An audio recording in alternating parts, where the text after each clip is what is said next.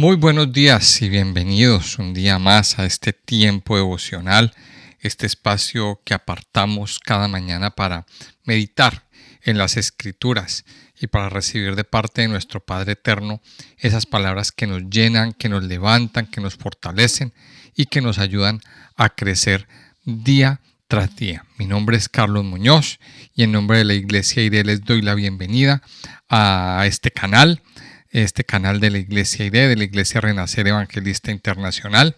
Y bueno, antes de continuar con la meditación del día de hoy, invitarles que escuchen este audio hasta el final, que lo compartan con otras personas, que le den me gusta a nuestros contenidos, también que se suscriban a nuestro canal, que es importante porque nuestro objetivo es ampliar la comunidad de personas que cada día anhelan conocer y recibir la palabra de Dios. También quiero invitarles a que se unan a nuestro club de lectura. El objetivo del club de lectura es pues que cada uno tome la disciplina de leer diariamente las Escrituras. Dentro del plan del club de lectura, pues está un plan de lectura diaria. O sea que la idea es que usted, al meterse al club de lectura, lea todos los días la Biblia. Y bueno, 2 días a la semana, pues nos reunimos todos juntos a leer en conjunto el pasaje y a analizar, a comentar y bueno, a escuchar lo que aprendemos y así nos alimentamos. Pero la idea es que al entrar a este club de lectura, que usted tome la disciplina de leer todos los días la palabra de Dios, de tomar esta disciplina como algo único en nuestras vidas. Así que, bueno, bienvenidos a este tiempo devocional. Vamos a continuar estudiando entonces el Evangelio de Mateo en el capítulo 21. Hemos visto en las secciones anteriores cómo pues el Señor entró a Jerusalén, hizo una entrada triunfal en el burrito, en el asno. Vimos cómo lo recibieron. También vimos cómo dentro del templo, pues él entró al templo, a la casa de su padre, como lo dice también en otra ocasión, estando más pequeño. Pero lo que se encontró fue algo desolador, fue algo terrible. Una casa contaminada, una casa llena de desorden, una casa más proliferada a los negocios y al manejo de dinero y a la codicia y a todo esto, que pues se llenó de celo y tomó la decisión de sacar a todos aquellos que estaban ensuciando, que estaban contaminando la casa de Dios. Y esto nos dejó una gran lección el día anterior, de sacar de nuestra vida todo aquello que contamina y volvernos a consagrar a lo que verdaderamente o para lo que verdaderamente fuimos hechos, para adorar y para recibir en nuestra vida el Espíritu de Dios, que trae santidad, que trae sanidad y que trae vida. Dice que él se fue a Betania, un pueblito que está ahí cercano en el Monte de los Olivos. Y entonces nos dice Mateo 21:18, que es el pasaje que vamos a leer hoy. Nos dice lo siguiente, yo le invito a que lea conmigo. Por la mañana, volviendo a la ciudad, tuvo hambre, y viendo una higuera cerca del camino, vino a ella, y no halló nada en ella, sino hojas solamente. Y le dijo: nunca jamás nazca de ti fruto. Y luego se secó la higuera. Viendo esto, los discípulos decían maravillados: ¿cómo es que se secó enseguida la higuera? Respondiendo Jesús les dijo: de cierto os digo, que si tuvierais fe y no dudaréis, no solo haréis esto de la higuera, sino que si a este monte dijereis: quítate y échate en el mar, será hecho. Y todo lo que pidiereis en oración, creyendo, lo recibiréis. Esto es un pasaje pues bien especial. Una cosa que tenemos que comentar es recalcar más bien dentro del ministerio de la enseñanza que tenía el Señor, pues es que el Señor no estaba metido dentro de una academia dentro de 4 paredes, en un recinto cerrado. Su método de enseñanza pues era al aire libre, en los campos, en los caminos. Él iba con sus discípulos y, y diariamente él les estaba enseñando. O sea, ellos todo el tiempo estaban recibiendo enseñanzas de parte del maestro. Y esto es una forma de enseñar muy bonita. Y pues yo lo llamo o lo llamamos caminar con Cristo. Esos discípulos estaban todo el día caminando con Él, amanecían con Él, vivían con Él, comían con Él. Y cuando nosotros caminamos con Cristo, pues todo el tiempo estamos recibiendo enseñanzas. Cuando vamos por el camino, cuando nos detenemos, cuando tenemos que hacer algún quehacer, Cristo va con nosotros, o más bien, vamos a llamarlo al contrario, nosotros vamos con Cristo. Cuando nuestro corazón está dispuesto a escuchar su palabra, a obedecer su palabra, pues nosotros le seguimos y Él nos guía en su camino. Y en medio de ese caminar aprendemos grandes lecciones. Ahora, la pregunta es, ¿usted está dispuesto a aprender esas lecciones al caminar con Cristo? ¿Usted está dispuesto a dejarlo todo en su vida por seguirlo a Él? Mire, créame que es la mejor decisión que nosotros podemos tomar en la vida. Y aquí nos dice que por la mañana. O sea, podríamos decir que el Señor se madrugó. Dice que por la mañana, volviendo a la ciudad, tuvo hambre. Por la mañana. Mire, qué importante es en la mañana levantarnos y tener una cita con Él. Qué importante es por la mañana, al levantarnos, seguirlo a Él, escucharlo a Él. Y esto nos deja también una enseñanza, este versículo. Dice que por la mañana el Señor se levantó y volvió a la ciudad. Y pues por lo que vemos en el pasaje, Él no iba solo. Él iba siempre con sus discípulos. Y dice que Él tuvo hambre. Y viendo una higuera cerca del camino, vino a ella. O sea, Él encontró cerca del camino este árbol de la higuera, el árbol de la higuera, para los que están en Latinoamérica, pues es el que produce higos o brevas, es lo mismo. Ese árbol que es muy común en nuestro entorno es el árbol del higo o de la breva. Entonces dice que el Señor, ahora el higo o la breva también son frutos que son muy dulces. Ahora quiero que hagamos la diferencia. Es un árbol que produce 2 frutos en el año. El primer fruto temprano es la breva. El segundo fruto, que es tarde en el año, después de más o menos en el verano o después, es el higo. Son 2 frutos que produce el mismo árbol. Entonces, dice que, bueno, la breva se produce en la primavera. O sea que en la primavera, en el tiempo de primavera, el árbol ya está dando sus primeros frutos.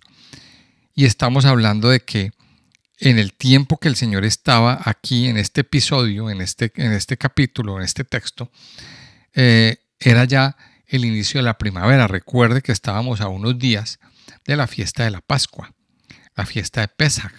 Y la fiesta de Pesaj es el 14 de Aviv, que es primavera. Entonces, dice que el Señor, viendo una higuera cerca del camino, vino a ella. Él tenía hambre y dice que no halló nada en ella, sino hojas solamente. Mire, ¿qué vemos aquí? Un árbol muy bonito, un árbol muy verde, un árbol hermoso, unas hojas verdes muy bonitas, muy aparentes, pero sin fruto. Y así esto nos deja ver la vida de muchas personas. Muy bonitas en apariencia, muy hermosas, muy bien, digámoslo así, muy bien vestidas, muy bonitas aparentemente, pero sus vidas no producen nada, no producen fruto. Y esa es la triste historia de muchas personas. Mucha apariencia, pero poco fruto. Y entonces el Señor dice que él no halló nada en ella, sino hojas solamente.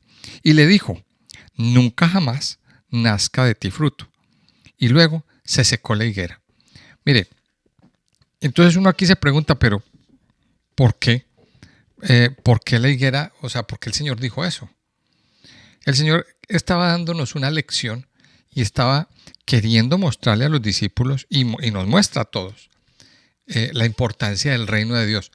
Que no se nos olvide que la lección más importante del Evangelio es darnos a entender, el Señor nos da a entender siempre por todos los medios cómo se comporta y cómo es el reino de Dios. También el Señor nos muestra una proyección de cómo será el reino de Dios en el futuro. Y en el futuro se nos dice que los árboles dan fruto. En el Apocalipsis aparece que los árboles dan fruto, que los árboles no son estériles y que sus hojas son para sanidad.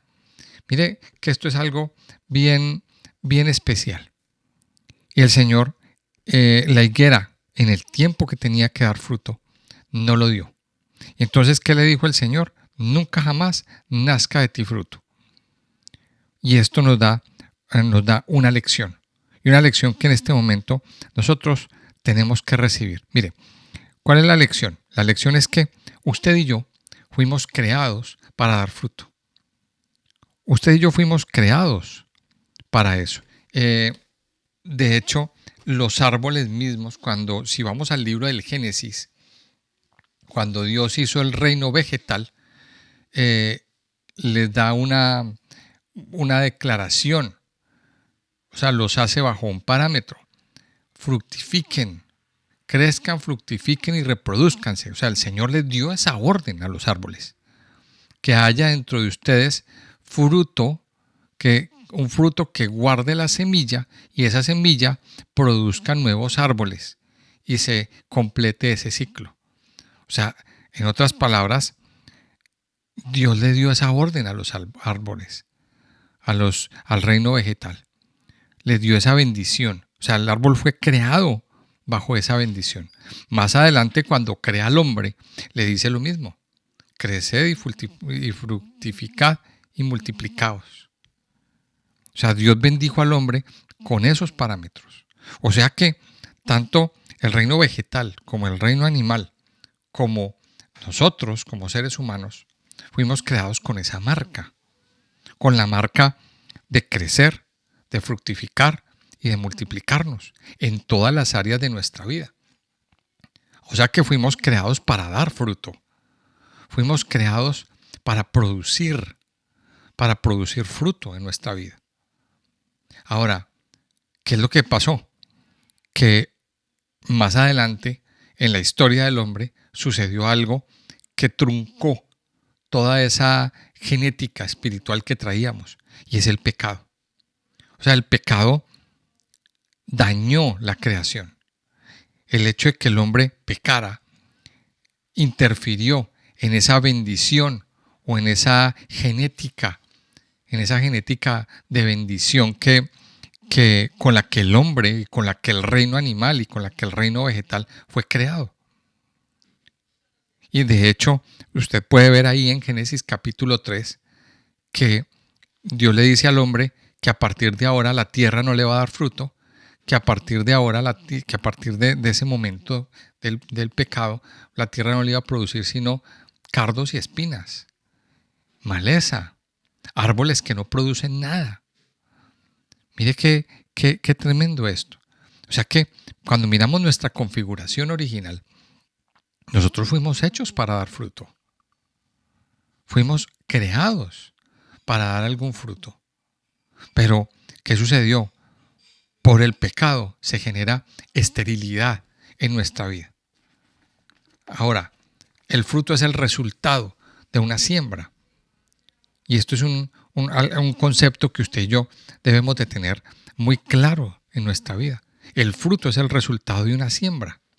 Cuando usted siembra mal, bueno, más en otra parte del Evangelio, el Señor nos enseña y nos dice que el árbol bueno da buen fruto y el árbol malo da mal fruto. O sea, siempre hay un resultado, siempre hay un fruto. Entonces, hay frutos malos, hay frutos buenos o no hay fruto, simplemente. Y la higuera, que es un árbol que siempre da fruto, que está en su configuración, está hecha para dar fruto siempre, no lo dio en el momento que lo tenía que dar.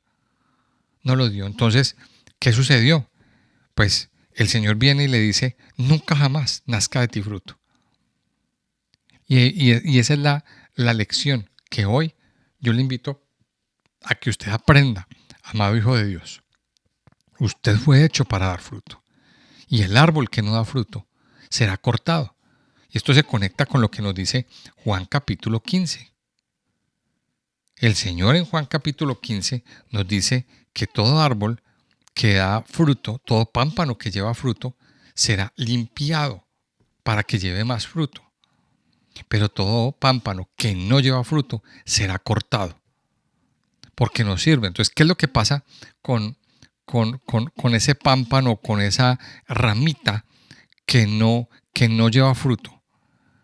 Pues simplemente se está consumiendo la energía, se está consumiendo el alimento de las otras ramas que sí van a llevar fruto. Entonces van a llevar un fruto flojo, fruto que no tiene mucha calidad. Entonces por eso el agricultor tiene que coger la tijerita y cortar esa ramita que no está llevando fruto. Entonces miremos esto y aprendamos esta lección. Usted y yo fuimos creados para llevar fruto. Vamos a pedirle al Señor que arregle nuestra genética. Vamos a pedirle al Señor perdón por nuestros pecados y por aquello y que quite de nuestra vida aquello que impide que nuestra vida dé fruto. Recuerde, la Biblia nos enseña el apóstol Pablo en Gálatas, capítulo 5, que el fruto del Espíritu es amor, gozo, paz, paciencia, benignidad, bondad, fe, mansedumbre, templanza. Contra tales cosas no hay ley. Eso está en Gálatas 5, 22 y 23. Mire, ese es el fruto que usted debe dar como hijo de Dios. Y ese es el fruto que le vamos a pedir al Señor que nos ayude a reflejarlo a la humanidad, al mundo que tenemos a nuestro alrededor. No seamos estériles, anulemos toda esterilidad de nuestra vida. Entonces dice el versículo 20 en Mateo 21, viendo los discípulos decían maravillados, ¿cómo es que se secó enseguida la higuera? Y esta pregunta a mí me llama la atención porque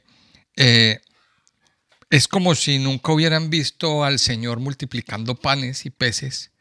Es como si nunca hubieran visto al Señor andando sobre el mar. Es como si nunca hubieran visto al Señor calmando tormentas. Es como si nunca hubieran visto al Señor sanando ciegos, cojos, mudos, mancos. O sea, ellos hacen esa pregunta, ¿cómo es que se secó enseguida la higuera? O sea, ¿cómo así? O sea, cada día ellos se sorprendían enormemente. Y entonces el Señor les responde y les dice, de cierto os digo, que si tuvierais fe y no dudaréis, no solo haréis esto de la higuera, sino que si a este monte dijereis, quítate y échate en el mar, será hecho. O sea, el Señor aquí les va a enseñar o les está enseñando la importancia de la fe. Dice, de cierto os digo. Mire, aquí ellos le están diciendo, Señor, ¿cómo es que se secó enseguida la higuera? Entonces el Señor viene y les enseña y les dice, les digo, de cierto, que si tuvierais fe y no dudaréis, póngale cuidado a esas dos palabras, tener fe y no dudar. Mire, nuestra vida tiene que estar basada o soportada en la fe, en el conocimiento de la verdad. Hay dos maneras de vivir, que era lo que nos planteaba el texto anterior de la purificación del templo. ¿Cómo estaba viviendo esa generación de los que estaban habitando el templo? Pues su vida era soportada en las ganancias, en conseguir buenos negocios, en las ganancias que se hacían haciendo transacciones comerciales. Y en medio de esas transacciones comerciales, pues se abusaba, se conseguía dinero a como fuera, a como diera lugar, y no importando subir precios, no importando vender cosas de mala calidad. Ese era el estilo de vida que tenían. Pero nuestro estilo dentro del reino de Dios es depender de la palabra de Dios. Es vivir por la verdad que nos dice, que nos habla, de la que nos habla la Biblia. Ese es el estilo de vida. Mire, por eso aquí nos habla de tener fe y no dudar. No poner en duda lo que nos dice la palabra. No poner en duda en ningún momento la verdad de Dios. Dice, si tuvierais fe y no dudaréis. Y ahí es donde viene la verdad que estamos hablando hoy. Aprenda a vivir por fe. La Biblia nos enseña que el justo por la fe vivirá. No podemos poner en duda la palabra de Dios. Ya sabemos que la palabra de Dios es única, que la palabra de Dios es inspirada. Toda la Escritura es inspirada por Dios. O sea, Dios mismo, el Espíritu Santo, inspiró a estos santos hombres a escribir y a dejar por escrito todas las maravillas, los hechos, las cosas grandes y poderosas que el Señor quería hacer y que quería enseñarnos. De cierto os digo que si tuvierais fe y no dudaréis, no solo haréis esto de la higuera, póngale cuidado, sino que si a este monte dijereis, quítate y échate en el mar, será hecho. Mire, esto es una referencia a lo que nos dice Zacarías 14, la profecía de Zacarías. Nos está hablando en Zacarías, en el capítulo 14, nos está diciendo que un día dentro del reino de Dios, cuando el Señor regrese, Él va a regresar al monte de los olivos. Y se nos dice que la mitad del monte de los olivos va a ir hasta el mar Muerto y la otra mitad se va a ir hasta el mar Mediterráneo. O sea, ese monte se va a partir en dos y se va a armar como una especie de valle. Ahora, cuando el Señor habla de este monte, se está refiriendo al monte de los olivos, porque era el monte donde estaba, era el lugar donde estaba. Si le decimos a ese monte, quítate y échate en el mar, será hecho. El poder de nuestras palabras, el poder de nuestra fe. Y de eso habla este pasaje. El poder de nuestra fe. El poder, o más bien la pasión por la verdad de Dios, es la que producirá el reino de Dios. Entonces aquí viene mi pregunta. ¿Qué tan apasionado está usted por conocer la verdad? ¿Qué tan apasionado está usted por la palabra de Dios? Por estudiarla, por leerla, por recibirla, por hacer de la palabra de Dios su manual de instrucciones. Mire, desafortunadamente en los últimos años yo me he encontrado un fenómeno, nos hemos encontrado un fenómeno muy triste. Y es que muchos cristianos no leen la Biblia. Muchos cristianos no leen la palabra de Dios. Y claro, las últimas tecnologías pues tampoco están ayudando mucho, porque se pone la Biblia en audio, entonces ahora muchos prefieren escucharla, pero no la leen, no abren el libro para leerlo, para tenerlo como su manual de instrucciones, como su manual de vida. Eso es la Biblia, un manual de vida, un manual de instrucciones. La Biblia nos va a dar los parámetros, las instrucciones para vivir. Amado Hijo de Dios, hoy estoy haciendo un llamado a usted que me está escuchando. Cuando termine de escuchar este audio o durante él, tenga la Biblia abierta y lea lo que dice. Por eso la invitación al club de lectura, para que usted todos los días tenga una experiencia con la palabra de Dios. suya, no escuchando a otro, no escuchándome a mí, ni escuchando a los cientos de siervos de Dios y videos y audios que hay en el Internet y en el YouTube. Algunos comentan bien, otros más o menos. Bueno, no lo sé. No soy quien para juzgar. Pero tenga la experiencia de usted, a solas, con la palabra. Esa es la experiencia que yo le invito a que usted viva. Ahora, si usted no entiende, únase a nuestro club de lectura. Yo le invito a que se una al club de lectura para que esa experiencia se fortalezca más en su vida. Porque eso es lo que queremos, que se fortalezca su fe. Termina el pasaje diciendo, y todo lo que pidiereis en oración, creyendo, lo recibiréis. Mire, hay oraciones, hay de oraciones a oraciones.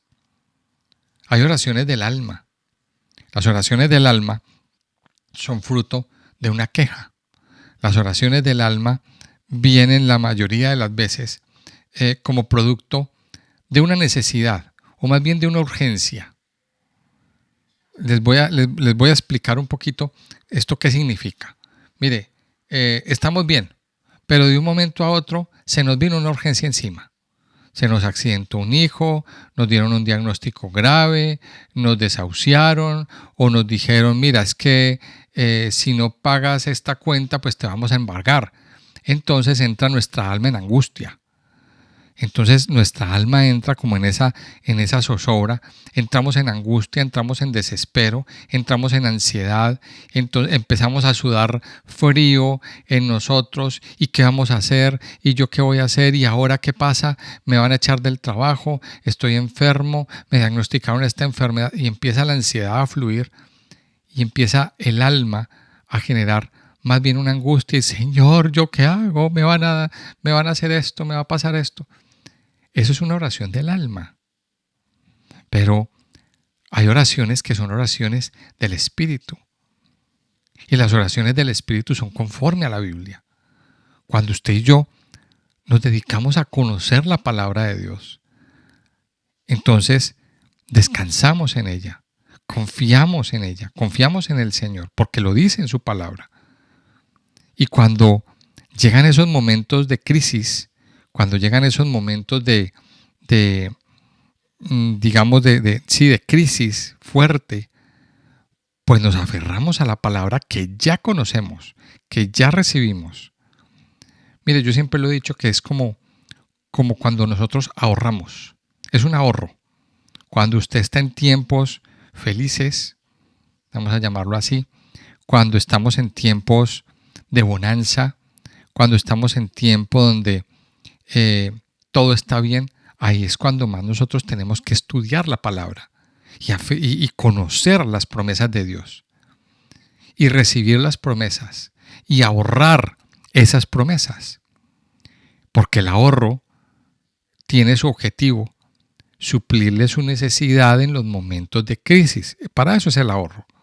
Para que cuando usted lo necesite, entonces usted echa mano de lo que ahorró. Ese es el fin del ahorro. Entonces, lo mismo sucede en la vida espiritual.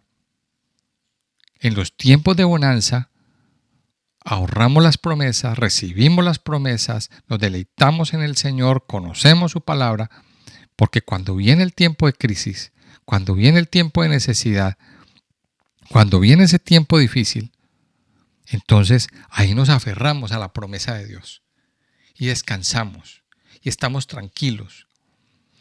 Y todo lo que pidiereis en oración creyendo, lo recibiréis. Pero aprenda a orar con fe, sin duda, y creyendo en lo que dice la palabra. De eso se trata. De eso se trata, amado Hijo de Dios. De que usted aprenda ese secreto el día de hoy. Yo le invito a que oremos. Padre Santo, te damos gracias en este día, Señor. Gracias por permitirnos en esta mañana venir delante de ti, delante de tu altar y recibir tu palabra. Gracias por entregarnos tu palabra, Señor. Tu palabra que es viva, que es eficaz, que nos fortalece, que nos llena, que nos levanta, que transforma todo nuestro ser. Ayúdanos, Señor, a ser esos árboles que dan fruto en todo tiempo, Señor. Ayúdanos, Señor, a ser árboles que dan fruto para medicina y para beneficio de otros. Padre Santo, te pedimos que hoy quites de nuestra vida toda esterilidad, toda infructuosidad, Señor. Padre Santo, porque tú nos hiciste para dar fruto, porque fuimos creados, Señor, para producir, para fructificar, para multiplicarnos, para ser de beneficio a la vida de otros, Señor. Por eso en esta mañana nosotros venimos y nos presentamos ante tu altar, Señor, para pedirte, Padre, que quites todo aquello que está produciendo esa esterilidad en nuestras vidas, Señor.